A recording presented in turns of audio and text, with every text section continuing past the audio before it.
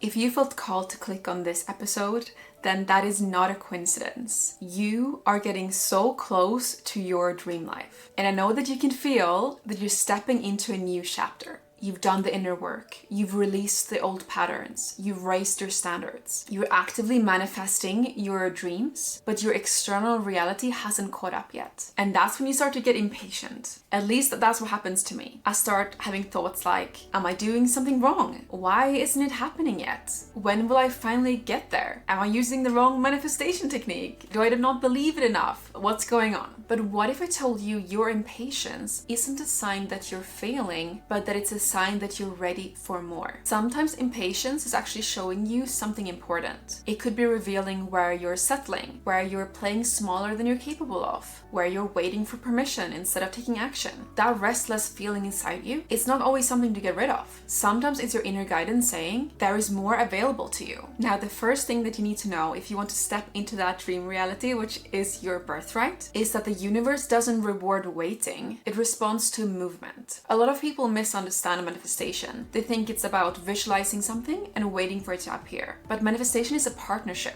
Your vision is the invitation and your actions are the response. The person you're becoming is created through the choices you make today. So every time you share your message, even when you feel unseen, when you take the opportunity, even when you feel nervous, when you choose yourself instead of old patterns, when you keep showing up when results are slow, you are building the identity of the person who can hold what you're asking for. And this is why I keep saying on my channel to take messy action towards your dreams. In fact, let's affirm it in the comments. I take messy action towards my dreams. Step number 2 is to stop obsessing over the timeline. And it doesn't mean that you're giving up, but it means that you're no longer coming from a place of desperation. You stop asking, why isn't it here yet? And you start asking, what is the next inspired action I can take today towards my dream? And that energy shift changes everything because you're no longer chasing your future, you're becoming the person who naturally creates it. When I first moved to England, I had a friend and she really wanted to start a spiritual business. And she had finished her book, which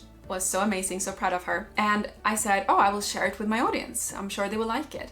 And she was like, yes, I've been manifesting a person who has a big platform who can share my book. And she definitely took action writing the book.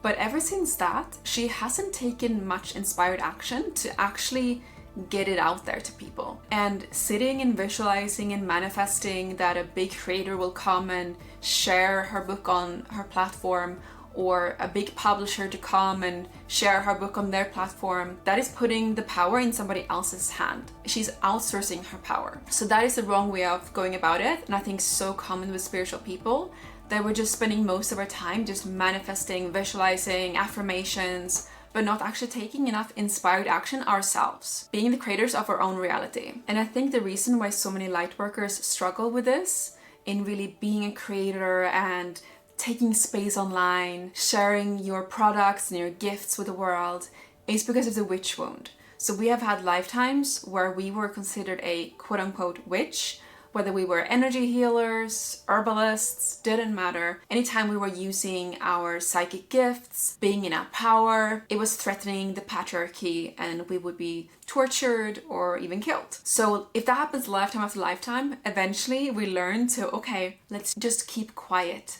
this lifetime. But now we live in a time where you can actually voice your opinion. You can say what you want. You can come out of that spiritual closet. It is safe. So hit that record button, write that blog post, go on that stage, even if your voice shakes. And eventually your ego will feel safe. Okay, I'm not killed this time, I'm not tortured this time, it's fine. And this is why in my signature program, Nomad Freedom Academy, we go so deep into the mindset. We have a whole module called Mindset on how to release these limiting beliefs that you have so that you can create with confidence. So if you're interested in joining or learning more and brainstorming ideas about your business, then definitely book a free business clarity call with our team. Link in the description. Now, here are some signs that you are closer than you think to your dream life. The first thing is that the things that used to not bother you suddenly does. For example, your job. Maybe you've been tolerating it for years, but suddenly you just can't take it. This is happening to so many of my friends. For example, they have these ridiculous performance reviews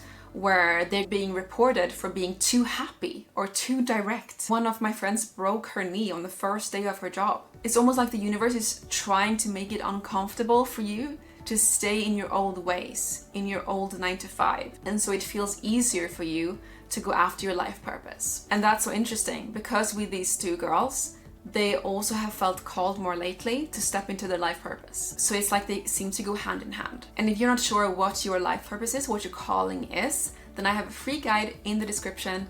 And when you get this guide, you also join my newsletter. Once a week, you will get an email with the latest episode of the Spirit Nomad show. So definitely recommend checking that out. Which brings us to sign number 2, that you're closer than you think. And that is that you've been feeling called lately to step into something bigger, like helping humanity in some way or form, even if you're not sure what it is. Usually it's around something that is your gift. For example, if you've always been psychic, or a really good listener, or really good with animals. Usually it has to do with that. Sign number 3 is that old relationships or habits no longer fit. You were happy to go along with these, let's say, childhood friends, or these toxic habits. Maybe you're drinking a bit too much alcohol or watching too much social media, but lately is just draining you and you feel like you need to do some lifestyle changes. Sign number 4 is that you've been craving more freedom and authenticity lately. And number 5 is that you're being pushed outside your comfort zone. Let me know if any of those resonated. Growth doesn't always feel like excitement. Sometimes it feels like frustration because your current reality feels too small for where you're going. So if you're in that frustrating space right now, where you know something is changing but you can't quite see the results yet, remember this: the seed doesn't look like the tree before it grows. There's always a period where growth is happening beneath the surface. So your job is not to panic and dig up the seed every day to check if it's working. Your job is to keep nurturing it. Keep taking aligned action. Keep becoming. Because sometimes the biggest breakthroughs happen right after the moment you were ready to give up. Let me know what that big dream is for you. And if you want to learn how to monetize your gifts online like I do, then next up, watch my video, Best Business Models for Spiritual People.